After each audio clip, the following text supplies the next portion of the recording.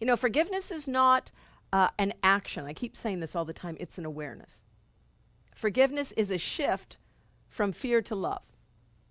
You know, we need to start seeing that as a very practical tool for us. The Course says there are only two emotions, right? There are only two things that ever can be going on: an extension of love or a call for love, right? And our response is to give love.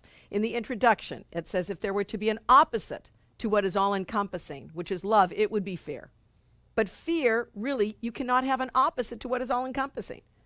But we have believed in the lie, in the fear for so long, that we need to look clearly at it and not judge it and not attack it. Because the more we judge it or the more we attack it, the stronger it gets. It is our basic impulse when somebody hurts us or when somebody does something unkind to us, is we want to defend ourselves.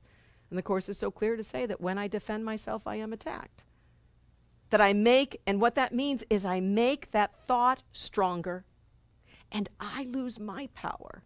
Because have you ever tried to defend yourself? It's just a never-ending battle. You never quite get the one-upmanship that you want to.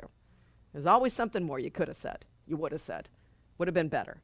So forgiveness gives you an opportunity to put that to rest, to begin to come from a new perspective, a higher perspective, as the Course might say, above the battleground. Instead of getting down and dirty in the problems, it allows us to lift our perception to see this in a new way, to reach a new paradigm shift. You know, if we're going to heal, we got to reach a new level of understanding. We can't stay in the attack, defense. We can't stay in an eye for an eye because, what did Martin Luther King Jr. say? It leaves everybody blind. We can't stay there. If we're going to be smart, if we're really going to heal, then we're going to have to move to a new level. I love the Course's definition. It says forgiveness is a selective remembering based not on your selection. You know, it says that forgiveness is being willing to let the past go and allow your awareness to be seen right now, what is truly going on in this moment, in this circumstance, in this situation. It's a willingness to be fully present. And that's what this lesson is saying. Look at that third line. It says, third paragraph, it says forgiveness this is the powerful tool. It lets the veil be lifted that hides the face of Christ from those who look with unforgiving eyes upon the world. What did Jesus say? He said, those with eyes see, those with ears hear.